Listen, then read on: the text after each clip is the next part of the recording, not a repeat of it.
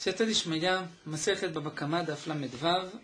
Nous commençons Daf Lamed He, Amud Bet, 9 lignes avant la fin, Goufa, Amar Rabba Bar Natan. La Gemara reprend cette memra de Rabba Bar Natan que nous avons vue dans les lignes qui précédaient ce que nous allons commencer, nous allons étudier.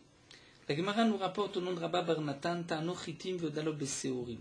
Réhouven réclame à Shimon du blé. Il dit: tu me dois du blé, j'ai laissé chez toi du blé, je t'ai prêté du blé, rends-moi ce blé. Vodalo Beseorim. Et il reconnaît lui devoir non pas du blé mais de l'orge. Patour, il est patour. Pourquoi il est patour? Étant donné que Réhouven te réclame du blé, toi tu nies avoir recevoir du blé, donc c'est patour. Faire bakol, il est patour. Lorsqu'ensuite tu dis: mais je te dois de l'orge, Réhouven lui dit que tu ne lui dois pas de l'orge, puisque c'était du blé d'après lui. Donc, il est patour. Ça, c'est le chidouche de Rabba Bar Natan. La Gemara demande: Maïkamash Malan, quel est le chidouche? Tanina, c'est une braïta. Ta'ano chitim vodalo beseorim. S'il a réclamé du blé, et il avoue avoir reçu seorim, c'est-à-dire de l'orge, patour, il est patour. Donc c'est déjà marqué que Ta'ano chitim le seorim. Patour, quel est le chidouche de Rabba Bar Natan? La Gemara répond: Imeatam. Si on avait eu que la braïta, Ava Amina, on aurait pu penser, pu dire que patour midme chitim, vechaï midme seorim. On aurait pu croire que ce qui est marqué dans la braïta, qu'il est patour, c'est pas entièrement patour. On aurait pu croire que patour, c'est de payer le blé. Mais bien sûr qu'il doit payer l'orge. Kamash malan que non. Des patours, les gamrés. Il est patour entièrement. Il est patour de tout payer. Il ne payera ni du blé, ni de l'orge. Alors la Gemara va essayer d'apporter une preuve sur cette question de notre Mishnah. Tanan. Dans la Mishnah, nous avons vu Ayua Nizakim Shnaim. Deux ont été endommagés. Echad Gadol vechad Katan. Un qui est grand, un grand taureau qui vaut beaucoup, et l'autre qui est petit. Et les Mazikim, ceux qui ont endommagé, sont aussi deux taureaux. Un grand et un petit. Et nous avons vu que bien sûr le Nizak dit c'est le grand qui a endommagé le grand, puisqu'il veut récupérer, en tant que taureau tam, il veut récupérer le maximum. Et c'est le Katan qui a endommagé le Katan. Le Mazik dit le contraire, c'est le Katan qui a endommagé le Gadol, donc tu ne peux pas prendre plus que la valeur du Katan. Et le grand a endommagé le petit. Quel est le din? La Mishnah nous dit celui qui veut faire sortir l'argent de son ami, c'est à lui d'apporter une preuve. C'est-à-dire que c'est au Nizak d'apporter une preuve que c'est effectivement le grand taureau qui a endommagé le grand taureau. Alors nous dit la Gemara, mais s'il n'apporte pas de preuve, quel est le din? La Mishnah nous a dit il doit apporter une preuve. Ça nous laisse sous-entendre que s'il n'apporte pas de preuve, Shakil qui est des kamar mazik, donc il devra prendre comme le mazik lui a dit. Donc prenons le cas d'un taureau qui valait 1000. Le Nizak dit mais c'est ton taureau qui vaut 1000 qui a endommagé mon taureau qui vaut 1000. Donc puisque 1000 c'est Khatsinezek 500, donc on peut vendre ton taureau, tu me donneras 500. Et le mazik dit non, pas du tout, c'est le petit taureau qui vaut 200 qui a endommagé ton taureau qui vaut 1000. Donc je dois te donner 500, mais mon taureau ne vaut que 200, je ne te donne pas plus. Amotsim mechavero la varaya, au Nizak d'apporter une preuve, c'est le taureau qui vaut 1000 qui est encore né. Qui est encore né, ce taureau qui vaut 1000. Mais s'il n'apporte pas de preuve, on va dire qu'il va prendre les 200, au moins les 200, comme le Mazik a dit. Demande la Gemara pourquoi? C'est comme du blé de l'orge. Puisque le Nizak réclame du blé, il réclame le grand taureau. Et le Mazik lui dit non, ce n'est pas le grand taureau, c'est le petit taureau, donc c'est de l'orge. Donc puisque c'est ainsi, pourquoi devrait-il payer? La Gemara explique, il faut comprendre, ce qui est marqué à Motsim et Chavora Varaï, c'est que tu dois porter une preuve. Si tu n'apportes pas de preuve, tu pourrais théoriquement prendre, mais tu ne peux pas. Le diouk n'est pas que si tu n'apportes pas de preuve, donc tu prendras comme le Mazik a dit. Le diouk est le suivant. Si tu n'apportes pas de preuve, tu devrais prendre théoriquement si tu as une preuve. Mais comme tu n'as pas de preuve, tu n'as rien. Et donc nous n'avons pas de question. Vatania, mais pourtant la Gemara dit c'est mefourage dans une braïta, mishtalem ala katan minagadol. Tu te feras payer sur le petit taureau qui a été endommagé du grand taureau.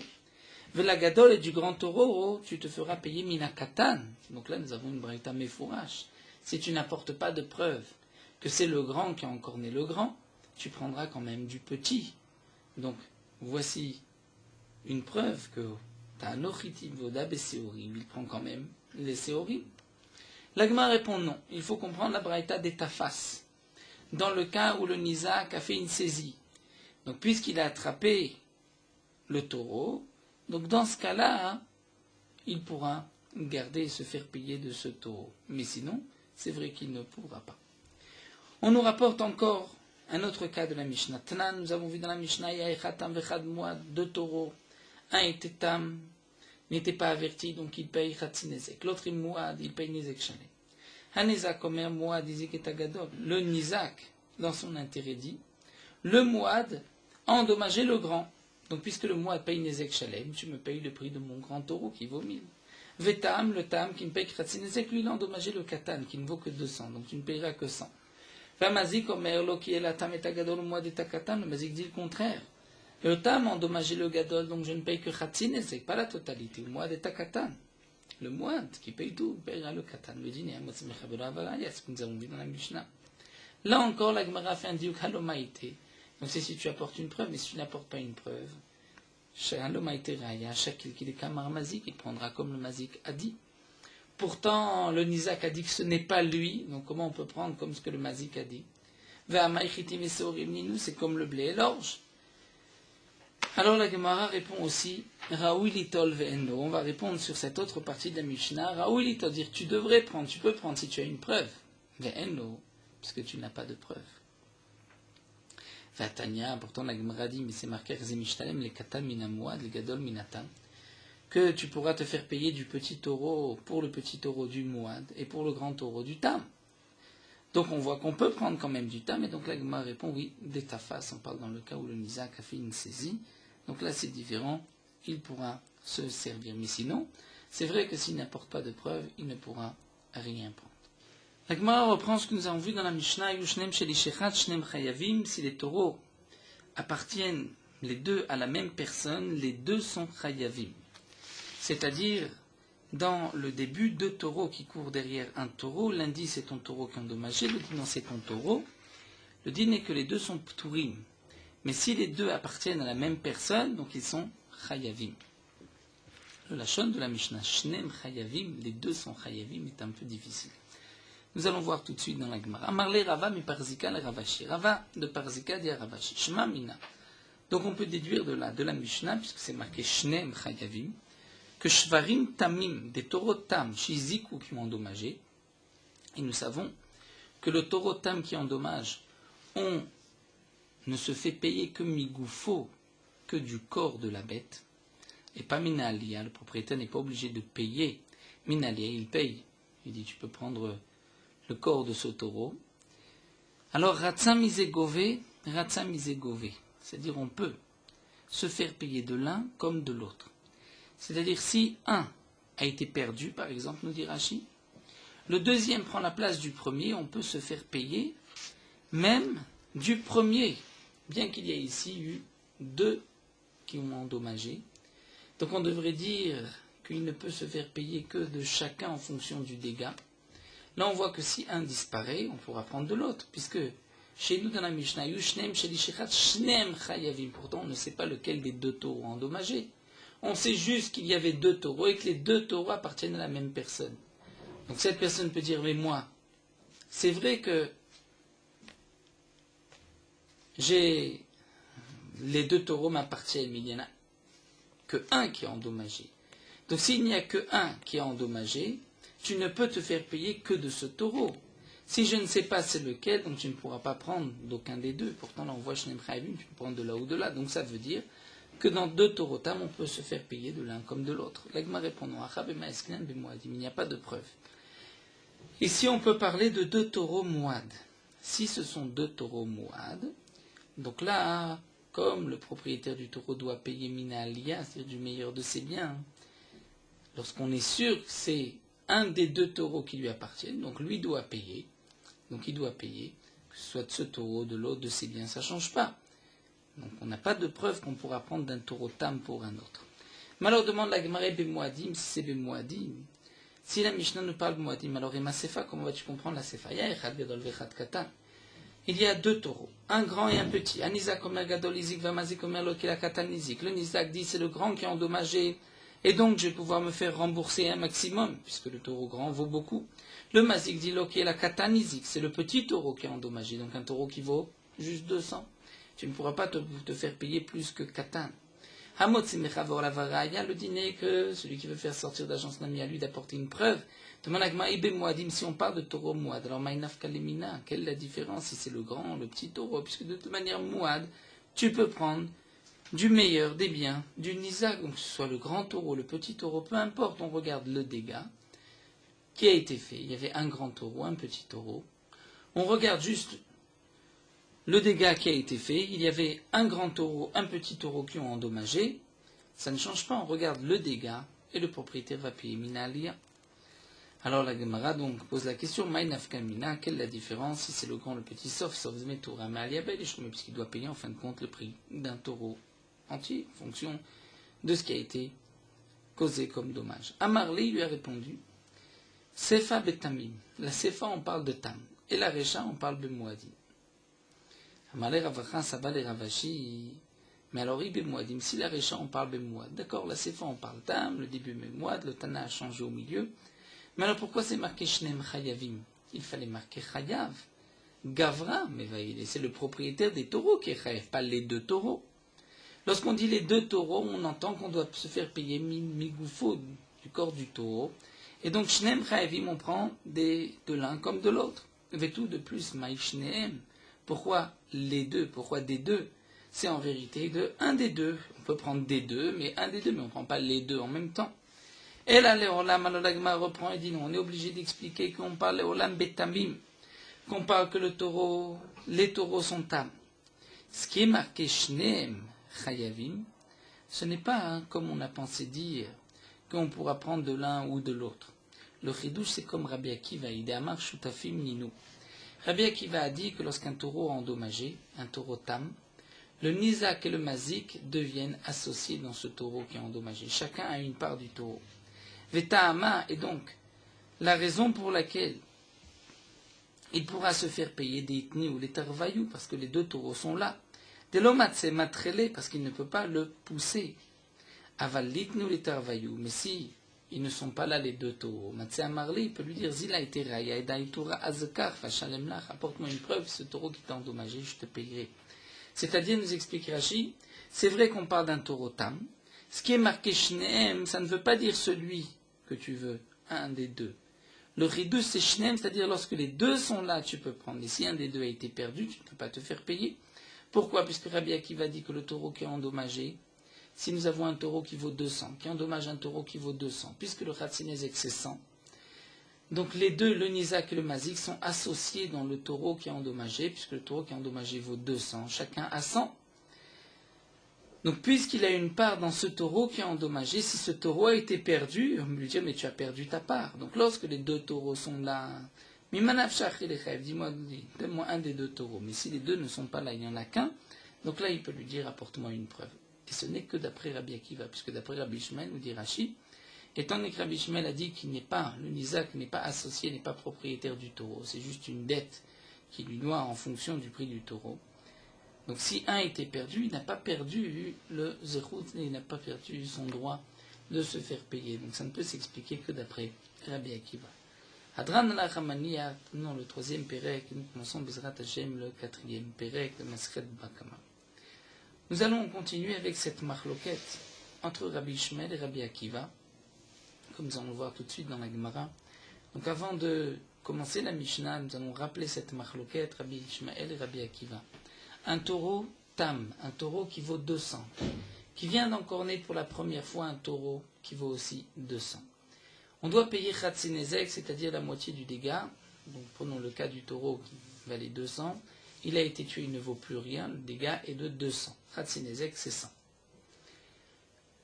Est-ce que le Mazik et le Nizak ont tous les deux maintenant une part dans le taureau vivant qui est endommagé. D'après Rabbi Akiva, oui. D'après Rabbi Akiva, ils deviennent associés dans ce taureau qui est endommagé qui vaut 200, le Mazik à 100 et le Nizak à 100. D'après Rabbi Ishmael, non. Il n'a pas de part dans le taureau. Simplement, le Mazik lui doit 100, ce taureau, de cette manière hypothéqué pour la dette, mais il n'est pas propriétaire du taureau. Nous allons voir toute une nafkamina, une conséquence dans la Mishnah qui suit. Shor shenagar arba vechamisha. Shvarim zeachar. C'est un taureau qui a encore né 4 ou 5 taureaux l'un après l'autre. Et il reste toujours tam. Comment est-ce possible qu'un taureau ait encore né 4-5 fois et qu'il reste tam? C'est simple, nous dit Rashi. Lorsqu'il a encore né un taureau, ensuite il a vu un taureau, il n'a pas encore né. Ensuite il a encore né un taureau, ensuite il a vu 3 taureaux, il n'a pas encore né. Ensuite, il a vu un taureau, il l'a encore né. Ensuite, il a vu 2 taureaux, il n'a pas encore né. Il n'y a pas d'ordre particulier. On ne retrouve pas un céder. On ne voit pas qu'il a encore né tous les taureaux, ni 1 sur 2, ni tous les 2-3 taureaux. Puisqu'il n'y a pas d'ordre, donc ce taureau-là n'est pas mouad, puisque entre-temps, il voit des taureaux qu'il n'encorne pas. Donc même s'il a encore né 4-5 taureaux, il peut rester tam. Donc ce taureau qui a encore né 4 ou 5 fois, shfarim zacharze. On payera mitam, pour le taureau tam, toujours migoufo. Donc on payera khatsi nezek. Mais comme il a encore né plusieurs taureaux, donc les paiements se font comment? La Mishnah nous dit, Shalem lacharon shebaim, il payera d'abord au dernier. On paye toujours au dernier, c'est-à-dire celui qui a été endommagé au dernier, on lui dit combien était le dommage, tant, voici le khatsi nezek. Ensuite, veim yeshbo, s'il y a plus, s'il reste de l'argent. Veim yeshbo motar, s'il reste de l'argent, c'est-à-dire le taureau valait 200. Il a encore né des taureaux qui valent 200. Donc il en a encore né plusieurs. À chaque fois, le khatinezek c'est 100. Donc on va donner d'abord 100 au dernier taureau qui a été encore né. S'il reste de l'argent, alors on rendra les shelefanav, c'est-à-dire à celui qui est avant lui. Vim yeshbo mutar, et s'il reste encore, yarsir les shelifnefanav, c'est-à-dire celui qui a été encore né. Donc d'abord le dernier, ensuite l'avant-dernier, ensuite l'avant-avant-dernier. Et c'est toujours le dernier qui va récupérer toute la somme du khatsinezek, de son taureau, d'ivré Rabbi Meir, sont les paroles de Rabbi Meir. Donc d'après Rabbi Meir, les premiers vont d'une certaine manière perdre, comme nous allons le voir.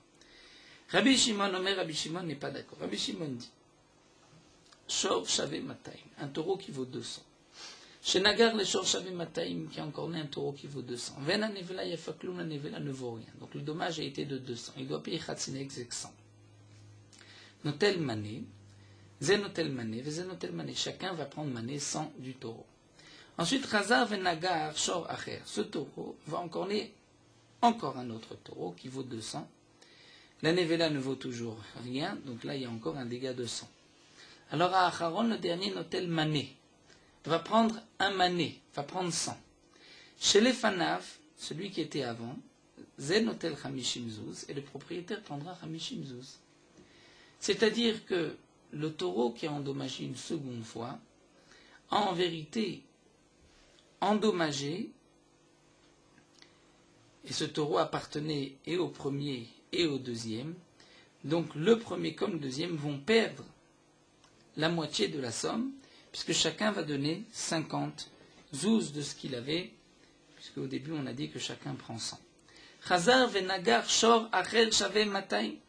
Si ce taureau va encore né un troisième taureau qui vaut 200, là encore la nevela ne vaut plus rien, et donc c'est un dégât de 200, Khatsinezek c'est 100. Acharon notel mané, le dernier prend 100, mais chez les Fanav, contrairement à Rabbi Meir qui dit que celui d'avant va prendre aussi ce qu'il reste, va prendre 100, non. Chez les Fanav prendra 50. Et les deux premiers, c'est-à-dire celui qui a été endommagé en premier et le propriétaire, Shnaim Arishonim vont prendre dinar za'av, un dinar za'av, c'est-à-dire chacun va prendre en vérité 25 zouz. Donc nous allons essayer d'expliquer la Mishnah d'après Rabbi Meir, d'après Rabbi Shimon. La Gemara nous dit, tout d'abord, Matnitim Mané, notre Mishnah, Lechaora, qui est l'auteur de la Mishnah, de l'eau qui Rabbi Ishmael, ou de l'eau qui Rabbi Akiva, ce n'est ni comme Rabbi Ishmael, ni comme Rabbi Akiva. Rabbi Ishmael a dit que le mazik, propriétaire du taureau, doit de l'argent. Rabbi Akiva a dit non, il est associé. Et le Nizak a une propriété dans le taureau. Pourquoi ce n'est ni comme Rabbi Shmuel ni comme Rabbi Akiva? Et que Rabbi Shmuel d'Amar Balechovot, c'est comme Rabbi Shmuel qui a dit que Balechovot, c'est-à-dire le premier qui a été endommagé, a de l'argent chez le Mazik. Donc comment se fait-il que d'après Rabbi Shmuel, on va dire Ayacharon, Acharon, Niska? Au contraire, Rishon, Rishon, Niska. Lorsque Réhouven, on va donner les noms, Réhouven, Shimon, Lévi, Yehuda, ça dans l'ordre, ça sera plus simple. Le taureau appartient à Réhouven. Il a encore né d'abord le taureau de Shimon, ensuite le taureau de Lévi, ensuite le taureau de Yehuda. Lorsque le taureau de Réhouven a encore né le taureau de Shimon, donc Réhouven doit de l'argent à Shimon. Si ensuite le taureau encorne le taureau de Lévi, ça ne change pas la dette que Réhouven doit à Shimon. Donc Réhouven doit toujours la même somme à Shimon. Ensuite, il doit à Lévi s'il reste de l'argent dans le taureau. Donc il paye d'abord Shimon, il reste de l'argent, il pourra payer Lévi, et ainsi de suite, et Yehuda. Mais comment se fait-il que la Mishnah nous dit que c'est le Acharon qui gagne? Comme si on paye d'abord le dernier, ensuite on remonte. Pourquoi? D'après Rabbi Shmuel, on ne comprend pas. Iki Rabbi Akiva d'Amar Torah des Shutfayu. Si c'est d'après Rabbi Akiva qui a dit que le taureau, c'est le taureau des associés, alors à ce moment-là, pourquoi on va dire Yeshbo Motar, s'il reste encore Yarzir, les Shelefanav, on rendra à celui qui est avant, c'est-à-dire, nous on a dit qu'on paye d'abord Lévi, il reste, on paye Shimon, ou dans l'ordre on avait dit, il paye d'abord à Yehuda, s'il reste de l'argent on paye à Lévi, s'il reste encore de l'argent on paye à Shimon. D'après Rabbi Akiva, puisqu'ils sont tous associés, donc on devrait dire Yarzir Lekulam Evayele, c'est-à-dire il doit donner à tous, chacun en fonction de ce qu'il a dans le taureau. Rashi rajoute un petit point important. Pour bien comprendre d'abord, d'après Rabbi Ishmael, il est évident que c'est le dernier qui doit perdre. D'après Rabbi Ishmael, pourquoi? Puisque, étant donné que le premier n'est pas associé, donc il n'a pas la garde du taureau. Qui a la garde du taureau? C'est seulement le propriétaire du taureau. Donc le propriétaire du taureau doit de l'argent à Shimon, Rouven doit de l'argent à Shimon, il doit payer à Shimon. Si ensuite il doit de l'argent à Lévi, donc il devra payer d'abord à Shimon, ensuite à Lévi, mais pas l'inverse, pas d'abord Lévi, ensuite Shimon. Et en tout cas, d'après Rabbi Akiva, puisque c'est un taureau d'associés, donc pourquoi on va remonter Yazosh et les Fanav, ils sont tous associés, donc il faut payer les Kulam Mevayele. Il faudra payer chacun en fonction de ce qu'il a dans le taureau. Alors l'Agma répond à Marava, le Olam qui Rabbi Ishmael. On peut maintenir, on peut dire d'après Rabbi Ishmael. C'est vrai que Rabbi Ishmael a dit, le taureau de Rouven a encore né le taureau de Shimon, Rouven doit de l'argent à Shimon. La question que tu as posée, pourquoi c'est le dernier qui va gagner? C'est-à-dire on paye par le dernier, ensuite on remonte, on peut payer par le premier et descendre. Ici on parle dans le cas ici on parle dans le cas où le Nizak a fait une saisie. C'est-à-dire que le Nizak voulait prendre le taureau. Le taureau de Rouven a encore né le taureau de Shimon. Shimon est venu faire une saisie pour être sûr d'avoir son argent. Et donc, Shimon devient lui aussi un gardien de ce taureau. Il devient comme le Shomer Sachar, puisqu'il peut gagner de ce taureau. Donc il a comme un salaire par rapport au Nizakim. Et donc Shimon est lui responsable du dégât. Lorsque ensuite le taureau encorne le taureau de Lévi, donc c'est Shimon aussi qui est responsable du dégât. Et on parlera aussi dans le cas où Lévi a fait une saisie sur le taureau. Donc Lévi devient responsable de garder le taureau. Lorsqu'il endommage ensuite le taureau de Yehuda, Lévi est responsable de ce taureau. Alors la Gemara nous dit, Yachi, Yeshbo Mota Yarzir Shefana, Yarzir le Baalim, il demande à Gemara si c'est ainsi. Pourquoi?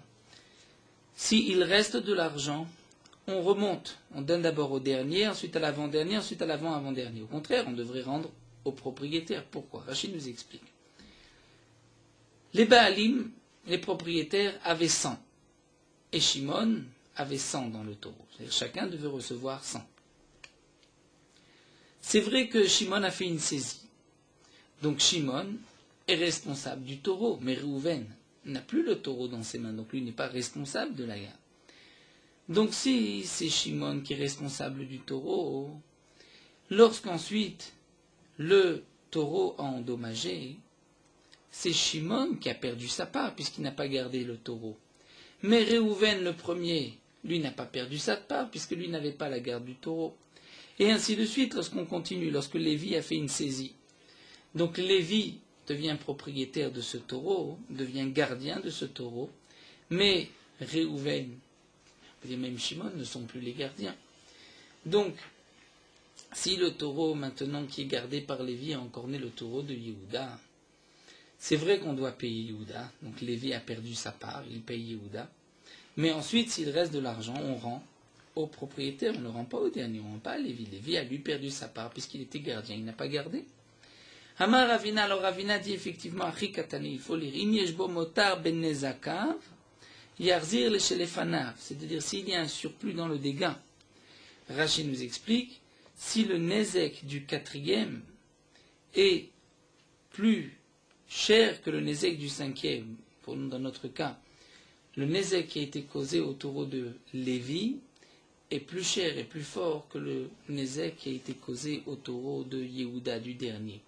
Donc c'est vrai qu'on payera la partie de Yehuda, mais puisqu'il reste de l'argent, donc Lévi pourra quand même prendre ce qu'il reste, puisque lui, il était gardien pour cette somme-là, c'est-à-dire la somme que lui devait recevoir. Imaginons que le taureau de Lévi valait 200, donc Lévi était gardien pour 100 dans ce taureau, et le taureau de Yehuda qui a été endommagé ne vaut que 100. Donc le Khatzinezek, c'est 50. C'est vrai que Lévi va payer 50, mais les autres 50, Lévi peut les garder, puisque Shimon lui-même était gardien de 100 et doit payer 100 à Lévi. Donc nous dit Ravina, on parle Imishbomota Benezaka versus Shelefanav, c'est-à-dire s'il reste plus d'argent, c'est-à-dire que le dernier dégât était moins élevé que le dégât d'avant, on remonte les Shelefanav. Vechen Kater Ravin Amar Rabbi Yochanan, Nagman nous dit aussi, quand Ravin est venu à dire au nom de Rabbi Yochanan, Mishum Pshiat Shomrim Naguba, que dans la Mishnah on doit parler que les gardiens, c'est-à-dire ceux qui ont été endommagés, qui ont fait l'un après l'autre, chacun à son tour, une saisie, donc sont devenus gardiens du taureau, sont ensuite responsables de ce qui s'est passé avec le taureau. Mais les Baalim, les premiers, ne perdent pas. Alors la Gemara nous dit, donc comment as-tu expliqué la Mishnah? Rabbi Ishmael, comme nous l'avons dit. Alors Yachi, c'est un CMA Sefa. Voyons voir la Sefa. Nous avons Rabbi Shimon Omer, Shor Shaveh Mataim, Shnagar Shor Shaveh Mataim, on se rappelle la Sefa de la Mishnah. Là on a expliqué Rabbi Meir, mais nous avons la Sefa. Rabbi Shimon dit, un taureau qui vaut 200, qui est encore né, un taureau qui vaut 200, la Nevela ne vaut plus rien. Donc, il y a un Khatzinezek de 100. Zenotel mané, Zenotel mané. L'un prend un mané, l'autre prend un mané. Chazar venagar shor acher shave mataim. Acharon notel mané, shlefanav notel chamishim zuz, notel chamishim zuz. S'il a ensuite encore né un taureau qui vaut 200, donc le dernier prend 100, et ensuite les deux autres vont prendre 50. Là déjà, on sent la chita de Rabbi Akiva, qui dit que ils sont associés, donc puisqu'ils ont associé, ils ont tous la garde du taureau. Donc c'est vrai que lorsque le taureau de Rouven a encore né le taureau de Shimon, Shimon est propriétaire de 100, Rouven de 100. Mais lorsqu'ensuite le taureau encorne, c'est comme si le taureau de Rouven et de Shimon a encorné, ils sont choutaf. Donc ils ont encorné le taureau de Lévi qui vaut 200, donc Ratzinezek c'est 100.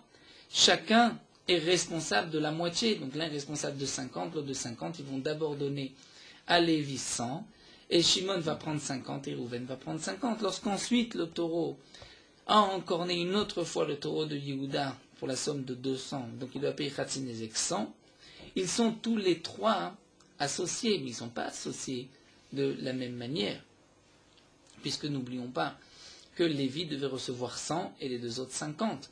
Donc c'est comme si l'un est associé de moitié, et ensuite il y en a deux autres qui sont de un quart. Donc lorsqu'ensuite le taureau a encorné le taureau de Yehuda, on doit payer 100, on comprend que Lévi doit lui payer la moitié du dégât, donc il va payer 50, il gardera 50 pour lui. Les autres doivent payer chacun un quart du dégât, donc chacun doit payer, puisqu'ils avaient 50 chacun, et qu'ils doivent payer le quart c'est 25, chacun donnera 25, donc ils vont se retrouver eux avec 25. Donc Réhouven aura 25, Shimon aura 25, Lévi aura 50 et Yehuda aura 100. Ça c'est la chita donc de Rabbi Akiva. Ce que nous allons voir Chazav, Nagar, Shor, Shaveh, Mataim, il a encore né Encore un autre taureau, c'est celui de Yehuda. Acharon notel manev, shlefanav notel chamishim zuz, vishnaim arishonim dinar zahav. Donc celui d'avant, Lévi, prendra 50, et les deux premiers prendront dinar zahav 25. Ça c'est Atan et Rabbi Akiva, c'est Rabbi Akiva d'Amar Torah des Shutfa Ehu. Que le taureau appartient aux associés, donc ils sont tous responsables du dégât en fonction de combien chacun a de propriété dans le taureau.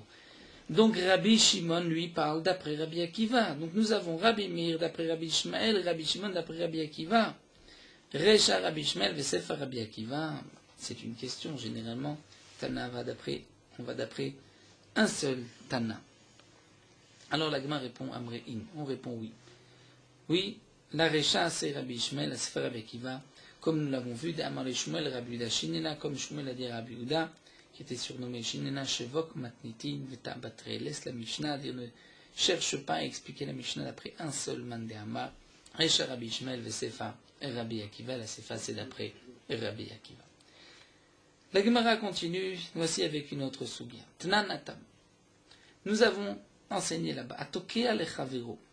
Celui qui est tokea. Tokea, Rachid traduit, il donne un coup à son ami à côté de son oreille. Ou d'après une autre version, c'est tokea, il a sonné dans son oreille avec un chauffard. Noten lo sela, il devra lui donner un sela. Le sela, c'est la honte, c'est-à-dire à part la douleur, le nézek, s'il lui a causé un dommage, les frais du médecin, s'il y en a, il doit payer la honte. La honte est évaluée à un sela, c'est-à-dire de donner un coup, une claque, gifle, sur l'oreille de son ami, en public, il y a une honte, cette honte est évaluée à un sela. Rabbi Yehuda même, Mishum Rabbi Yisraël, Glili mané, non pas un sela, mais un mané. Haou gavra de takele chavre, dire un homme qui avait frappé ainsi à son ami, Shalche Rav Tuvia bar Matna le kamé de Rav Yosef. Rav Tuvia bar Matna a posé la question devant Rav Yosef. Ce que nous avons vu qu'on doit payer un sela, est-ce que c'est sela tsori, tanan ou sela medina tanan? Il y avait deux pièces de monnaie de l'époque, un sela tsori ou un sela medina. Le sela tsori était équivalent à 4 zouzim, et sela medina était un huitième du sela de zouzi, c'est-à-dire un chatsi dinar, un chatsi zouz. Et lorsque donc nous avons juste enseigné sela, on se pose la question, est-ce que c'est un sela tsori ou un sela medina? Tsori, c'est qui était venu donc de cet endroit-là de Ntsur, après certains même cette Ntsur c'était Yerushalayim, ou sela medina du pays. Donc c'était deux monnaies. Amarle, il lui a dit, Tanitua, nous avons appris dans notre Mishnah. Dans la Mishnah, c'est marqué Vishnaim, Marishonim Dinar Zahav. Les deux premiers, comme nous l'avons expliqué d'après Rabbi Shimon, les deux premiers, Reuven et Shimon, vont recevoir chacun un dinar Zahav. Isakadatar. Tan et Tana, c'est la Médina, si tu penses que lorsque le Tana nous enseigne un Sela, c'est un Sela Médina, alors Niflog venitne à Tressar Vesela. Et si c'est vraiment un Sela, on pourrait encore continuer et dire dans la Mishnah. Et ce taureau, donc, on était à Yehuda, Reuven, Shimon, Lévi, Yehuda. On aurait pu continuer. Et le taureau, ensuite, encore né après Yehuda, encore né le taureau de Yissachar. Et à ce moment-là, donc Yissachar va prendre 100. Celui qui est juste avant Yehuda va prendre 50. Celui qui est avant Shimon va prendre un dinar. Un dinar, si c'est un dinar zahav, on va dire 25. Et les deux premiers vont prendre chacun 12,5. 12 dinars et un Sela Medina qui est un demi-dinar. Donc si vraiment le Tana nous parle de Sela Medina, c'est-à-dire que si dans la Mishnah on nous parle de Sela d'un demi-dinar, donc on aurait pu continuer encore à 12,5. Donc de là nous avons la preuve que pourquoi on n'a pas continué, on n'a pas dit que le taureau, encore né un taureau de Yissachar, c'est que le Tana ne nous parle pas de Sela Medina. Donc il n'y a pas, dans le Sela Tsori, il n'y a pas de, dans notre cas, il n'y a pas de demi-dinar, de demi-zouz, donc c'est pour cela qu'on n'a pas encore divisé à 12,5. Amarle lui a répondu non. Est-ce que Tana qui est Uchla, l'Itne Velezel, c'est-à-dire quelle est ta preuve? Je pose la question pourquoi le Tana n'a pas dit encore qu'il a encore né le taureau de Issachar, mais est-ce que le Tana doit continuer d'abord entre les taureaux de Shimon, ensuite de Lévi, de Yehuda, de Issachar, de Zvulun? Non, on ne va pas faire toute la liste.